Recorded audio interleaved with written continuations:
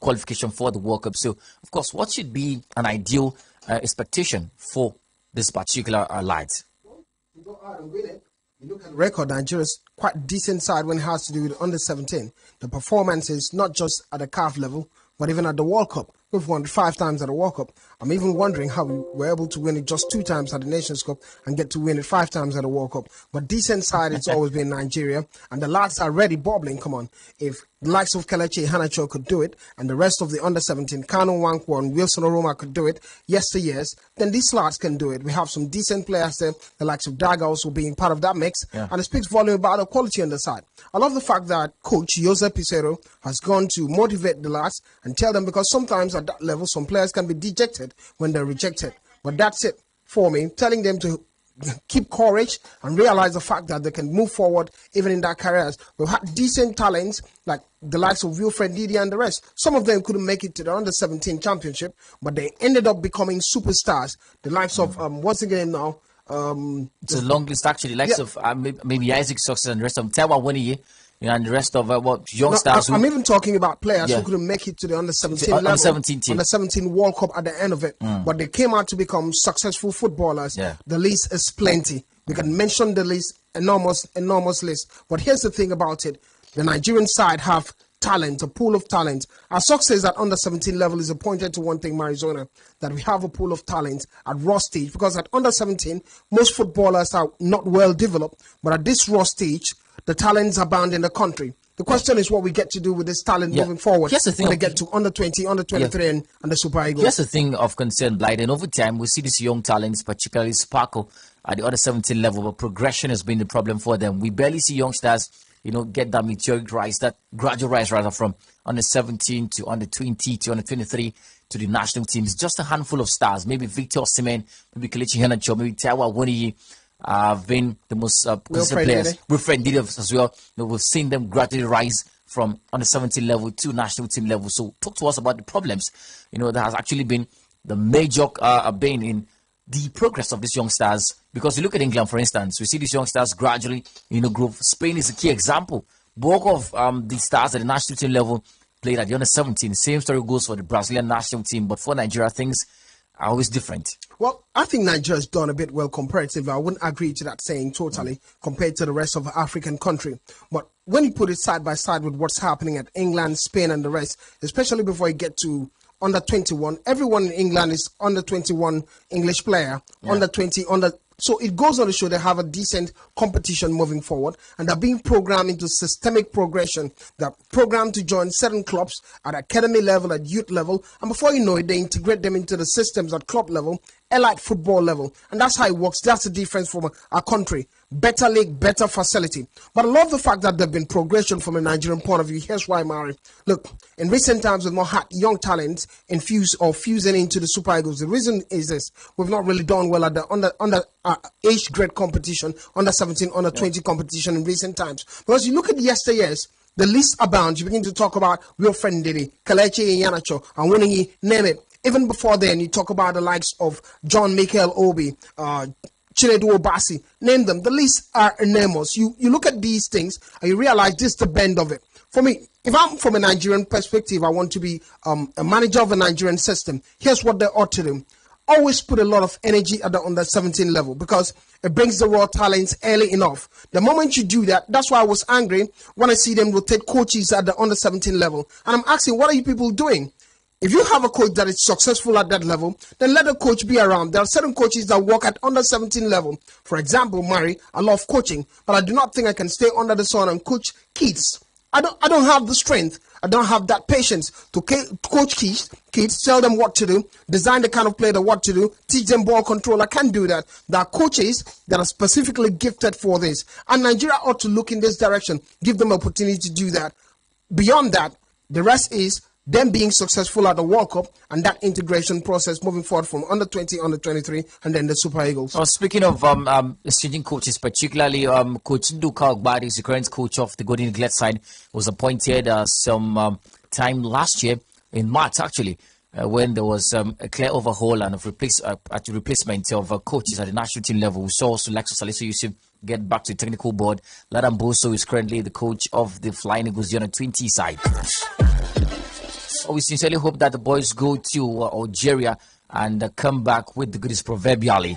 But of course, let's move away from that blight and talk about some Nigerians and how they're faring abroad. Johnny Gallo and his Al Hilal side qualified for the FIFA Club World Cup yesterday, defeating Flamingo 3-2 to get qualification for the final of the FIFA Club World Cup.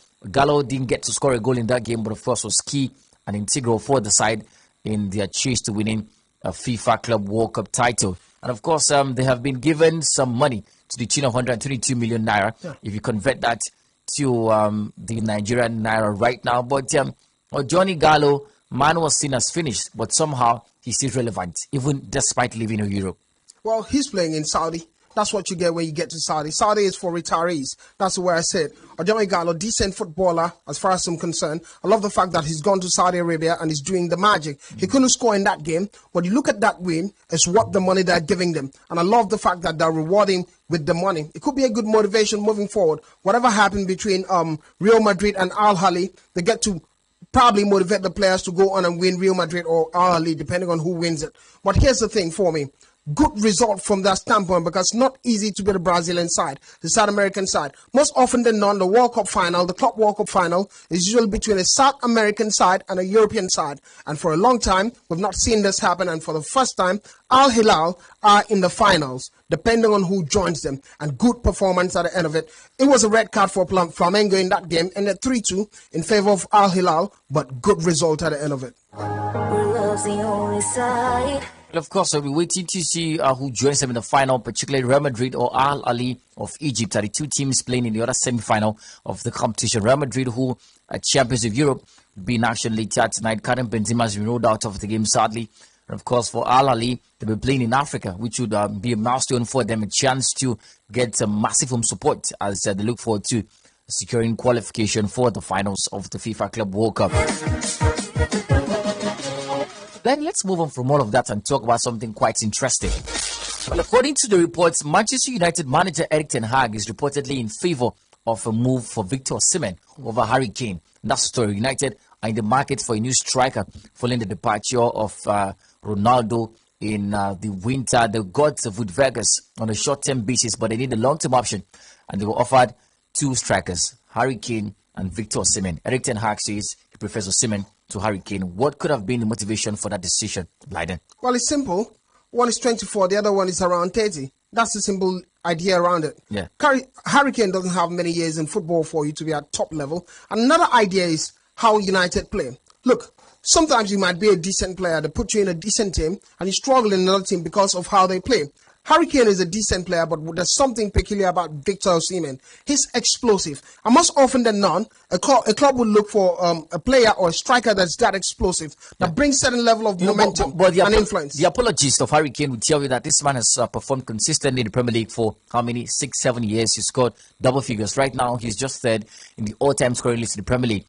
He's played less than how many seasons in the Premier League, and he scored goals as much as possible. He's got 17 this particular season. He understands the league through and through. He knows what it means to be a top striker. He knows what it means to score goals in a tough league as this. Victor Osimhen has never been in the Premier League before, and it's a 50-50 chance that he comes in and sparkles. So what would you go for? Experience or explosiveness, Blyden? Well, I wouldn't think Victor Osimhen would be a 50-50 chance. I've seen the progression with Victor from the moment he was in Germany, moved to Belgium, and from Belgium, moved to France with Lille. And we've seen the performances. It's been improvement upon improvement upon improvement. And this is the best of Victor Osimhen we've seen. He's now mature. He's ready. He's hungry. And defenders are scared of Victor Osimhen. But here's the thing about Manchester United. It's not just about bringing a player that's English-bound and it has quality.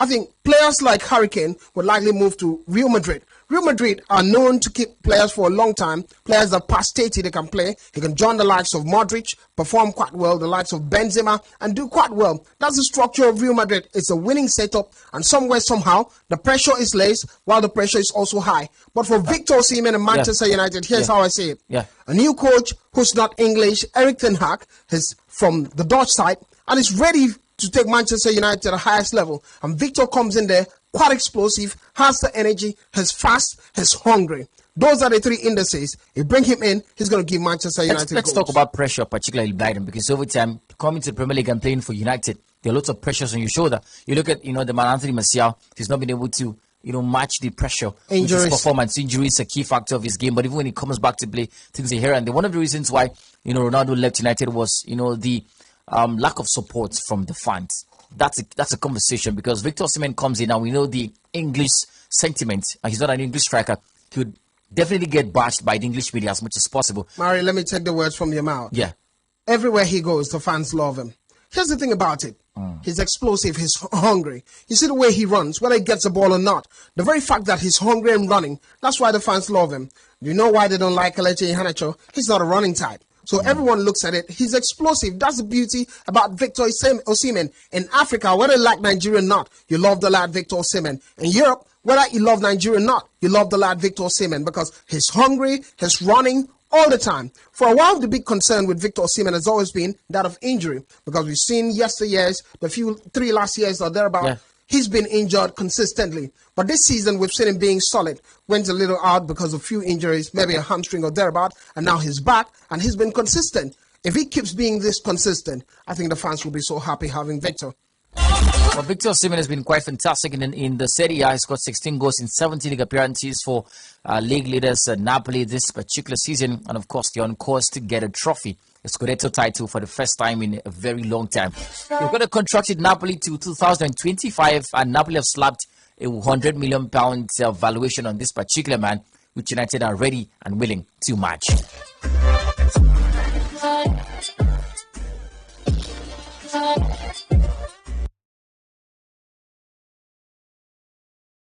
Talk about United, but in another light. Well, the story is that some Qatari investors are ready to invest into Manchester United, and according to the stories we're getting, the Qataris are planning a takeover, and it's particularly a family of some very key investors who are worth £335 billion and ready to get United, buy a major stake at United. You know, the Glazer family put United up for sale, and of course put United at a £6 billion valuation so far. Well, Blyden, before we get to talk about all of these stories, what do you make of these stories right now? We know how successful the Qataris have been since coming to Europe. We've seen City, we've seen PSG, they splashed the cash. Of course, Newcastle recently splashed the cash, and of course they've gotten teams back on track. City, before the Arabs came in, were just an ordinary Premier League side. Same thing for PSG. They came in, they spent so much money, invested so much in the clubs, and of course, look at what's happening to these two teams right now. For United, what do you make of the Qataris coming in and investing the money that we know they're investing in United? Here's the deal, Marizona. The beauty about it is this. The fans have been saying the Glazers should be out. Everywhere you see, every match you see the placards, Glazers out, Glazers out. And they finally picked Manchester United at $6 billion.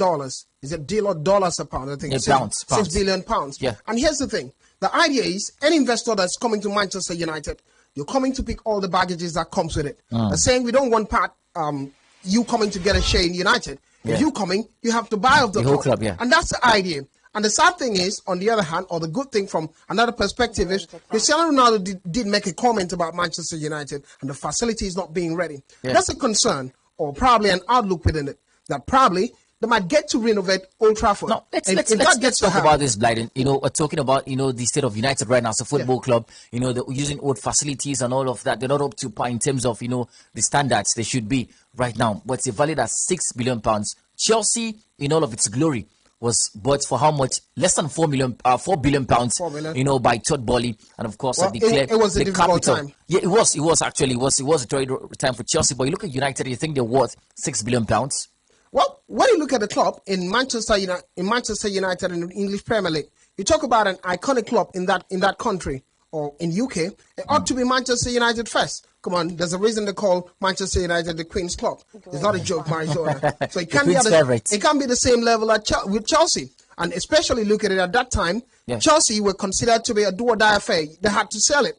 So definitely it will affect the price. But the Glazers are here. They're not going anywhere yet. They want to make money off their money. That's basically what it is. And they want to sell the club. They're tagging it $6 billion. And the idea is we might also see a scenario where they get to break down the Old Trafford and build a new Trafford. Possibly, never can tell. And it might cost up to £2 billion yeah. doing that. But the exciting or the biggest problem would be this. from the Qatari point of view, because we've seen what the Qatar side have done at the World Cup, and they're coming into football big time. We've seen what they've done with Paris Saint-Germain. And the weakness in all of this for the Qatari side has been there's a rule in football. It's difficult for you to own this club here and own this club here, because if the two of you get to meet a top elite division, it could be concerning. It's almost impossible for that to happen. Books, that's so at this position. point, it could be the only limiting factor, but it would be a blessing in disguise. Did I use this guys? It would be a blessing to see the Qatari come to Manchester United. Still talking about the Qataris. Away from that, let's talk about the options. There's also a chance for Sir Jim Ratcliffe. He's British. He's the owner of Nice. And of course, he's been a lifelong fan of Manchester United. That could also come in as an option, just in case, the story of, one owner owning two clubs become a problem. But of course, talk to us about, the instance where an owner who is a fan of the club, has so much emotional attachment to the club as against financial interest. And then as a United fan, an average United fan, what should be the priority for them? A British owner who's a fan of the club, or the money that the Qataris bring? Well, I think there's a connection with Britain, with Manchester United comparatively, not like the likes of Chelsea, Manchester City at the time, because it was all about smaller clubs, depending on external figures coming in buy over the club. But a lot of the shares had been that of the fans in United. So that's why the fans have a say in the club. They always make demands, and it seems to be a British club these days. First signing will always be a British signing, and that's basically what it is. So there's always going to be that conflict looking at the Qatari perspective, but it doesn't matter at the end of it. A big buyer comes in, buys the club, brings in huge amount of money, bring the best of English stars into the club and the best of foreign stars into the club, and it makes a whole lot of sense. But let's talk about the star you mentioned. He's a decent man, Jim Ratcliffe. and it's always going to get to that point. We saw what happened with Abramovich with Chelsea. When you have an owner that loves the club, it's not just about business. I'm seeing at Chelsea, then the decisions could be a bit fair. But sometimes it could just be about micromanaging the side, and it becomes a problem also. Abramovich did that, but it was decent over time, had a lot of success. In the long run, what we're looking forward to is the improvement in the facilities at Manchester United. Is an iconic club in England, and we want to see Manchester United keep shining. What would make sense for you, Blyden? A British owner coming in who's a fan of the club, or the Qataris. The Qataris particularly would promise you money. They bring you money as much as possible. So what would make sense for you, for United? Jim Ratcliffe for the Qataris. I think here am I looking at my legends with some other club comparatively to Manchester United. Manchester United gets too good. It affects my own club. But here is it. We're talking Which is about, your club, Blyden? I wouldn't want to say it. Most people know already. I know your club. But here's the thing. If the Qatari come in, we know what the Qatari do. They get to Paris Saint-Germain, turn Paris Saint-Germain to a unit club, the biggest club you could think of in the French. Bringing big names, marquee signings and all. Dominance. That's what comes with Qatar. There's a saying that always say, what money cannot do, more money can do. And the Qataris have proved this. Definitely. Well, of course, we're looking forward to seeing all of these stories pan out. But there's clearly some level of certainty that the Qataris are ready to submit a bid to buy off Manchester United. But just to let you know that the motivation for this Qatari family is after they saw the large success that was that was achieved rather in the World Cup. They decided that maybe they should invest into football particularly, and they had to come to England where we know things are happening. They had a chance to go for either Liverpool or Manchester United, and they choose United. I wonder why.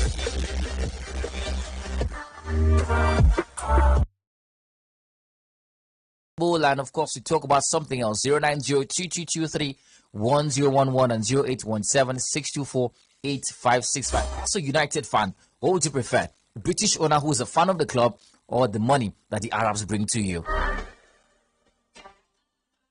Victor is a Chelsea fan. He still has to say. Good afternoon, Victor. Welcome.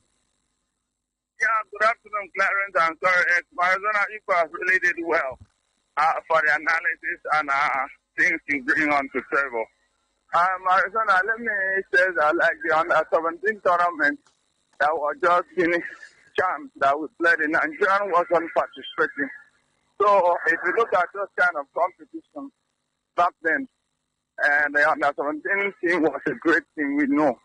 Like now the under-20 has come. So I believe Nigeria has participated in this one. Let me say something that it has been a long time for this team, the moment that we really expect them to give. Because those were the platform that we could get players for the Super Eagles and upcoming future team. So this time around, I want the under 20 players to do well to showcase in the competition properly. All right, To Victor. win the competition because the Thank likes you. of Victor Osimhen and other players of the Super Eagles were coming from this. All right. They were coming Thank from you. this competition. Thank Even you. a little messy up today. That's my Thank thing. you. Thank you for having me. Thank you, Victor. Your thoughts quite appreciated. Hello, good afternoon. Welcome. Hello, good afternoon, Mary. Yes. Thank you. Welcome. It's Alex on the line, the United fan. Welcome, talent. Yes, I'm a United fan. Please, let that British man just go one side, go bench. we need excess money in Manchester United now. Excess money. All right. What more money cannot do, excess money can do. So we need excess money in United now. You're taking it a notch further. So what? All we right. need excess money in United now. So for Victor Osimhen, Manchester United for Victor Osimhen. It's a very good time if they can make it. Talent. I know. See, they're hungry to be like Manchester City. You like what's happening with City, Abi?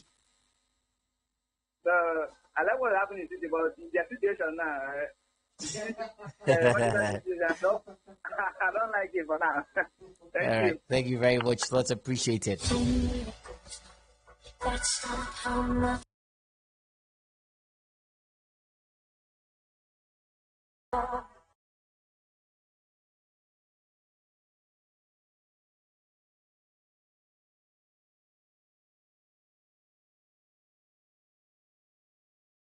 I want to tell you, you asked about the way forward of the Nigerian football concerning our youth team. I think, as this guy is just saying, Blyden is just saying that it's about the way we treated our former under-17 coaches.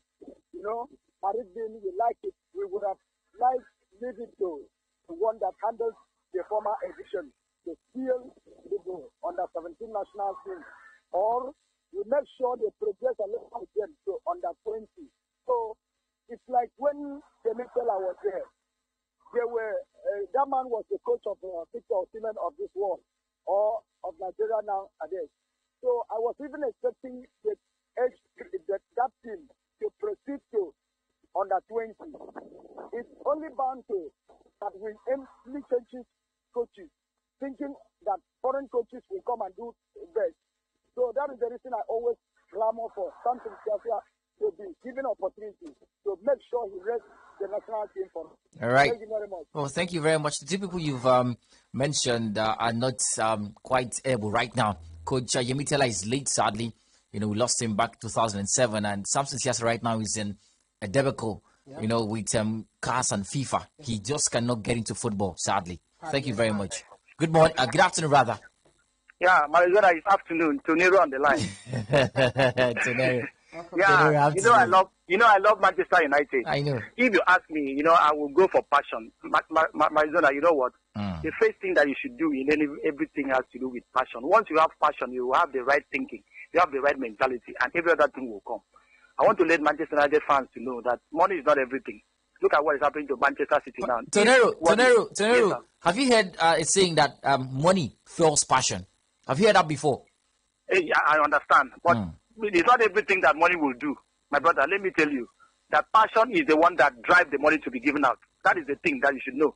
You may have the money as much as you can, but you don't know how to direct it to where you want it to go. But if you have that passionate desire in you, my brother, you can do anything. You can even break your bank to do the thing that you want to do. So let's go for passion first. The person that's going to buy is the British. He's also a billionaire. He has money. So if the passion is the one that is driving him to buy Manchester United, you see Manchester United. Look at now. We don't have that money that is gotten by Qataris and all that, but we are going places now. Keep the right people, the right coach, the right players. But Osimhen coming to Manchester United will be a nightmare. Because while Igalo did not perform, Igalo was old. Maybe that's why Manchester United did not really use him. But bringing this young lad to Manchester United will be the best thing that will ever happen to us. All right. I love that guy. Thank you very much for having me. Thank Glory you very to much. Manchester United. Thank you very much, Tonero. Well, Bloody, here's a conversation. Sometimes passion, turns into obsession. And of course, from obsession, you're blinded. Sometimes decisions you're supposed to make, you're not making them. Decisions you're not supposed to make, you're making them just because you overly love the club. And you're overly passionate about the club. When did you become a motivational speaker? I'm just saying. Those lines, I'm telling you, they're thick. No, but that's the truth, because all right, over time we see stories where people get overly passionate. Maybe you have to write a book. No, some light and answer the question.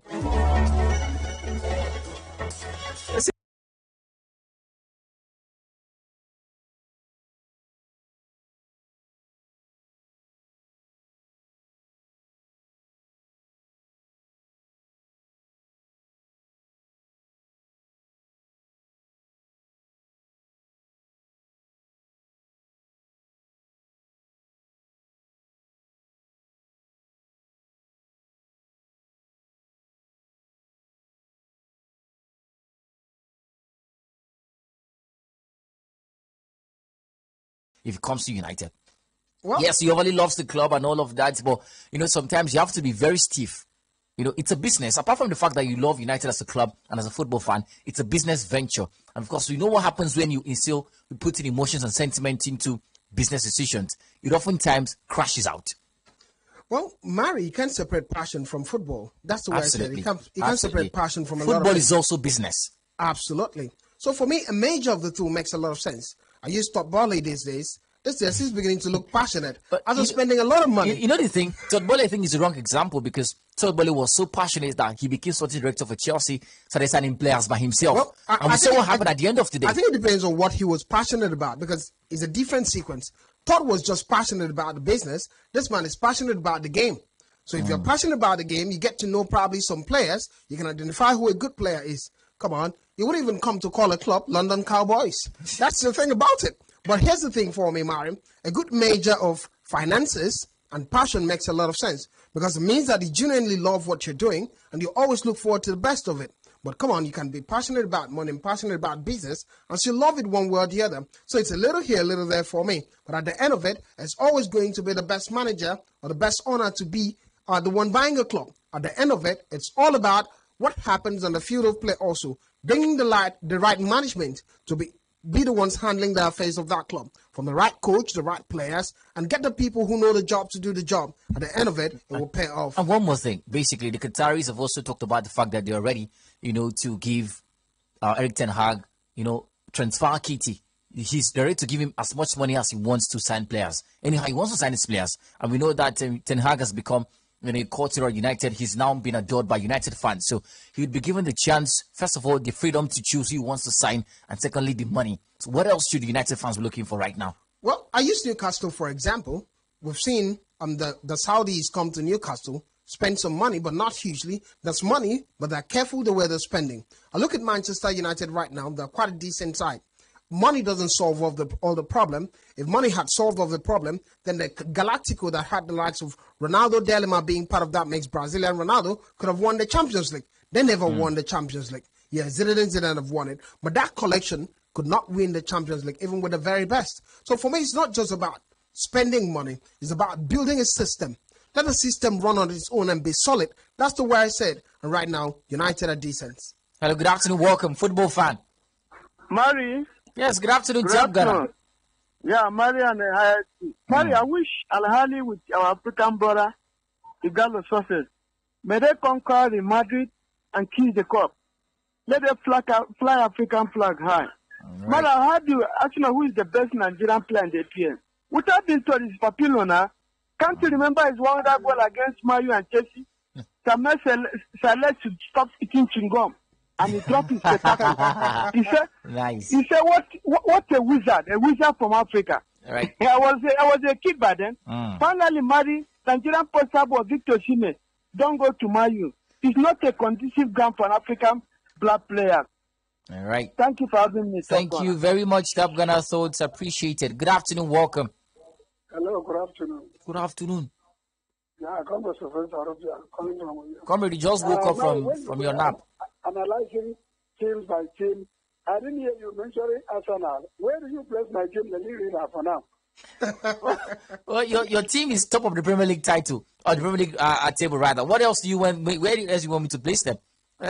Must not have no issues. We're talking about teams that have got Hello, issues. good afternoon, Arizona and Bajan. Good afternoon, Pastor. Yeah, Pastor Tony Epan, alias I'm calling from today. Welcome, Pastor. Marizona, I have asked you in an open time, where is my namesake? That is, please, where is he? All right, Pastor, thank you very much. All right, so Bladder, let's talk about something else. Yesterday, former coach of the Dutch national team, Ronald Koeman, came out to say that Cody Gakpo joined Liverpool a little too early and is struggling to find his feet in an underperforming team. That he's just a victim of a good player going to a bad team. And he says, and I quote, he ended up in a team that is not doing well. If you don't score or you're not important and you don't win any matches, it's very difficult, especially for a young player. Now, Cody Gakpo, the youngster, we saw his performance at the World Cup. The Dutch national team scored, I think, 3 goals, for them. Before then, was quite phenomenal for PSV before leaving them to join Liverpool. But things have not just gone the way of the young man. Talk to us about his best performance. Should we place him in the same pedestal as Koeman, or should we just outright say this guy is a flop? Well, I wouldn't want to call Cordy a flop yet.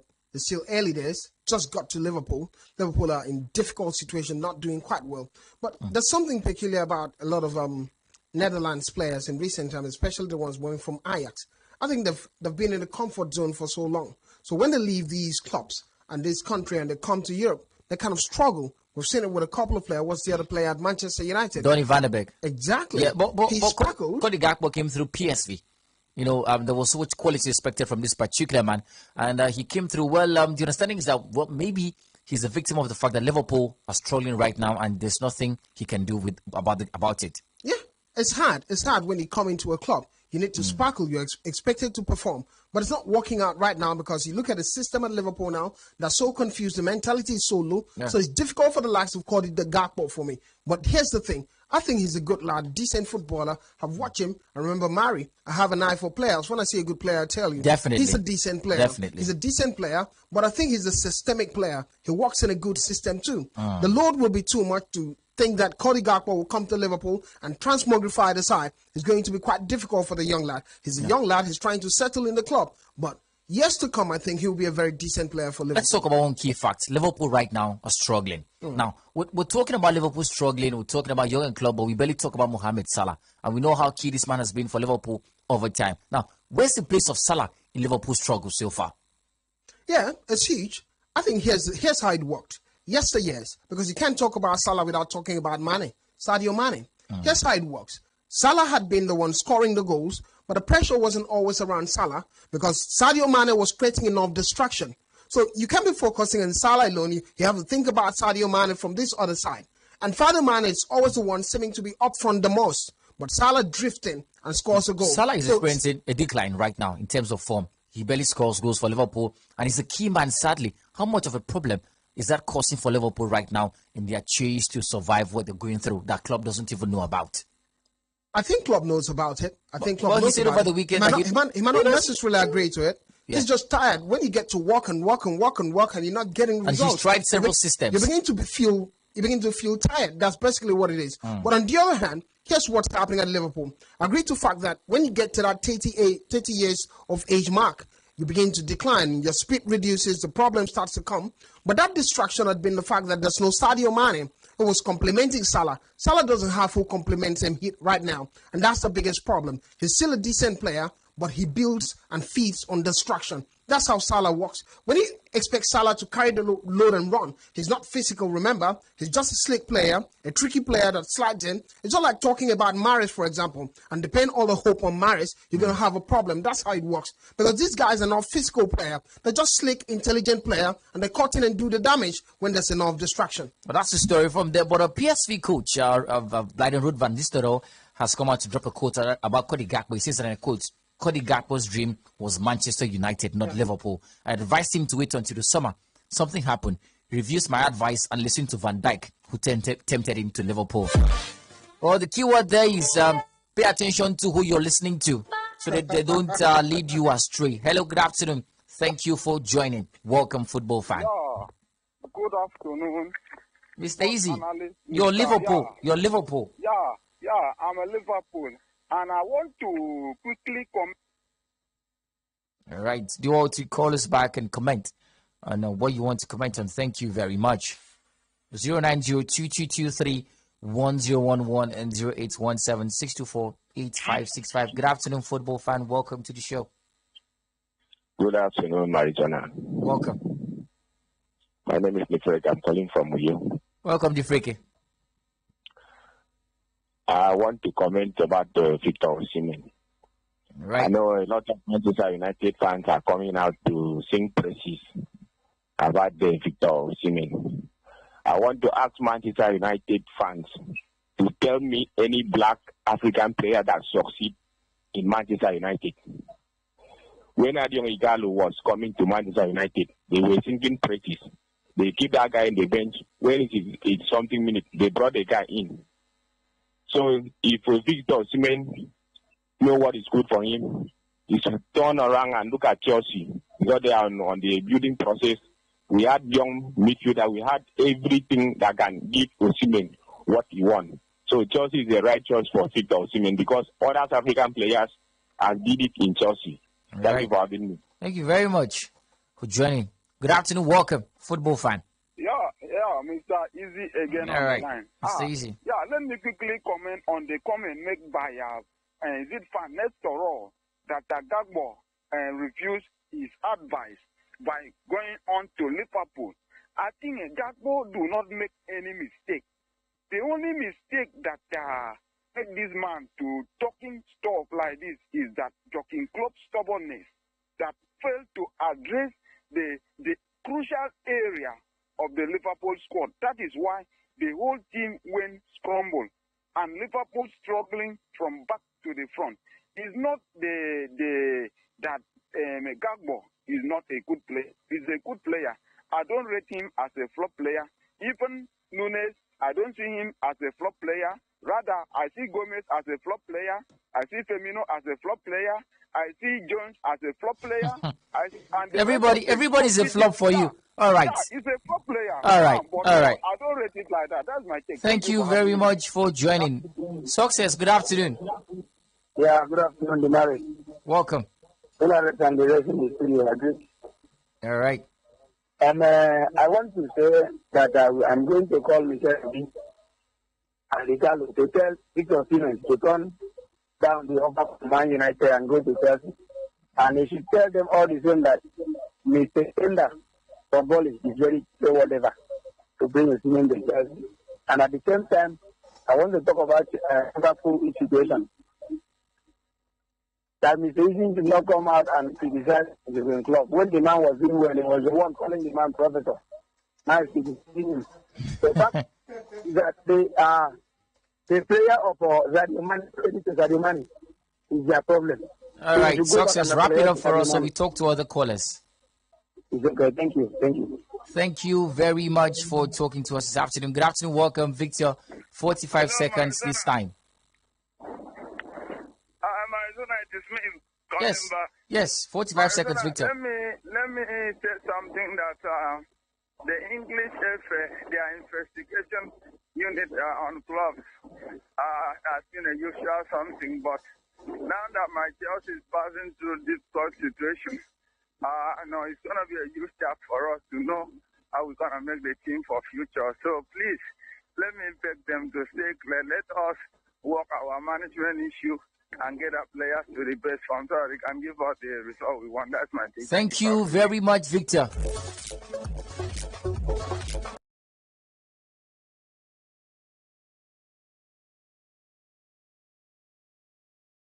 Got one game going down later tonight at the Old Trafford Stadium. It's United. Manchester United taking on Leeds United. And according to team news, Casemiro begins his 3-match ban following his red card against Crystal Palace. Marcel Sabitzer, may start his first game for the club, but Anthony Matthews, Scott McTominay, Christian Eriksen, Donny van der Beek, and Anthony Martial miss out of this particular game. For caretaker manager Michael Skubala, who take charge of Leeds following the sacking of head coach Jesse Marsch. He sees several unnamed players are nursing bumps and bruises after the game against Nottingham Forest. Well, for United, going through a fantastic run of form. The Old Trafford has been a fortress for them this season. They've won 13 consecutive games so far. So good this season. Well, Leeds United are going through a state of confusion right now. It's a bedlam for them because they lost their manager. There's been so much talk about the American players that came through to the team, courtesy of Jesse Marsch right now. So there's a lot. But United would use this as an advantage to continue to pile up pressure on Arsenal and Manchester City. I think it could be a difficult game for Manchester United too. Here's why. No Casemiro, that speaks volume. No Eriksen, that speaks volume. This is why Casemiro starts the game for United. But when there's no Casemiro, at least you need Eriksen. Because McTominay can't start the game from the midfield. He's known for just blocking. He's not building up play. So Eriksen... McTominay is also out. And you can imagine. So they're left with Fred and who? Fernandes.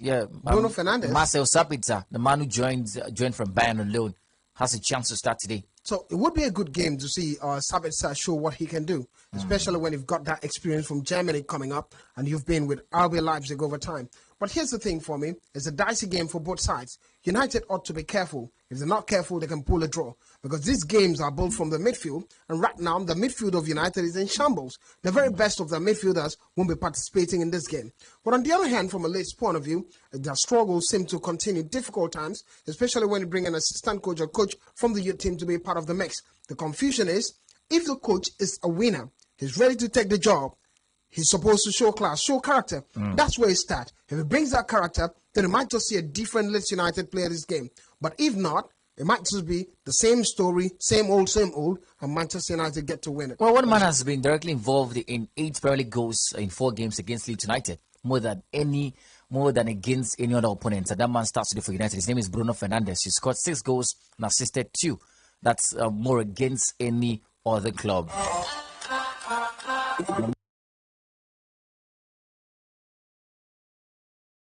Back on the phone line to head to Facebook in a moment or two. Good afternoon, welcome.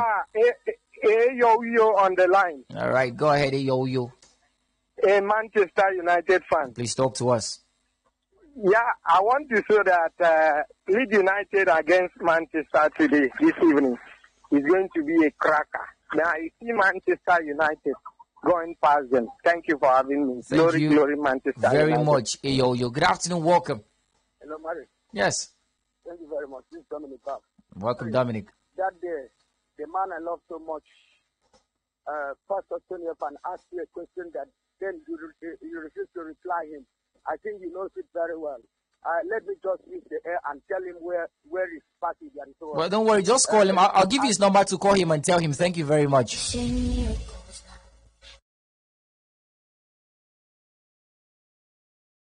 Lifefeed, UB account from Lifefeed says, good afternoon, football fans. Rhys James and Lauren James are trying for Chelsea. Joseph Sabero, of course, quite a steady story. He says, Victor Osimhen to United. I'm not sure. I like the idea. I think Osimhen would fare better in Bayern or Chelsea, where he's likely to start.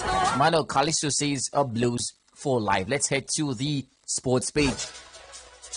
Well, 6 comments on the sports page. Bakayoko Patowski says, good afternoon, sports crew. I want to comment to Chelsea. They should give Potter time to work with the team because those new signings will not adapt quickly because the English league is very different more than any other league. They should just keep supporting the coach and he will do well. I believe Chelsea will enter the top 4 at least at the end of the season. Samuel says, good afternoon, sports crew. Man U to lose by 4-2.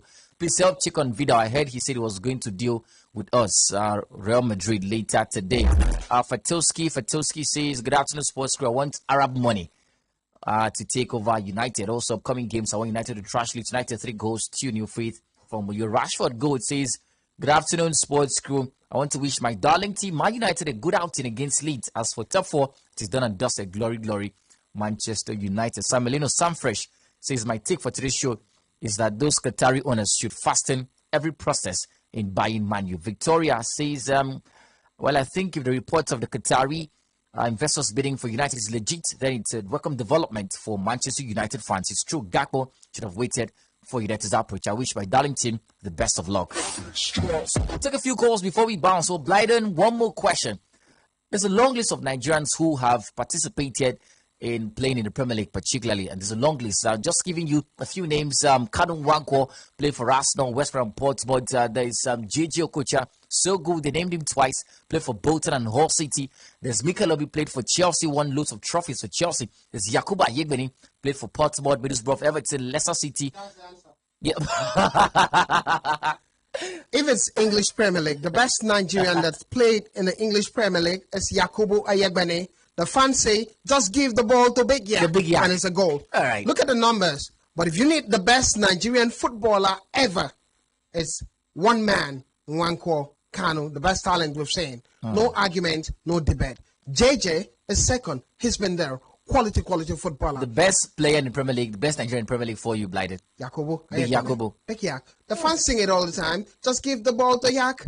Give the ball to Yak. Give the ball to Yak. And bam, it's a goal. Let's read out a few other names. Joseph Yobo played for Everton. Don't worry. Daniel Amokachi. Mari, don't worry. Celestin Babayaro. Big Yak. Victor Osimhen. Big Yak. Osazio Dewingi. Big Yak. Oh, that's crazy, Blighted. 0902222. Osazetu was decent. Yeah. Osazetu Well, was there's decent. a name I've missed. Oh, Johnny Gallo. Who played for you.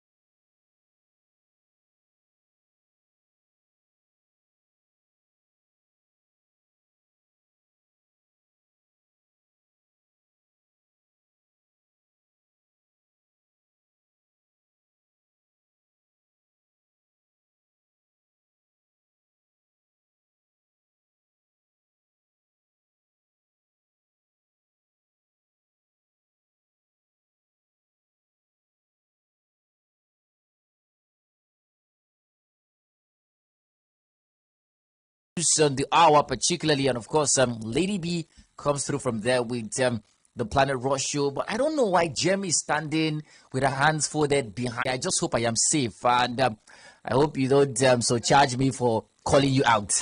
My name is Mari Zona, and like that said, it was a good show. On the out. Ciao, ciao. See you tomorrow.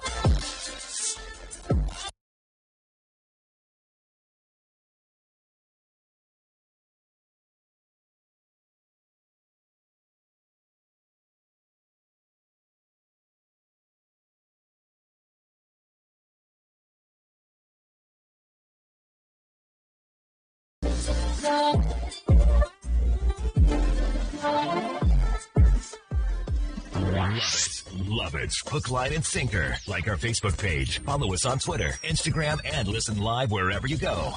On planet101fm.ng.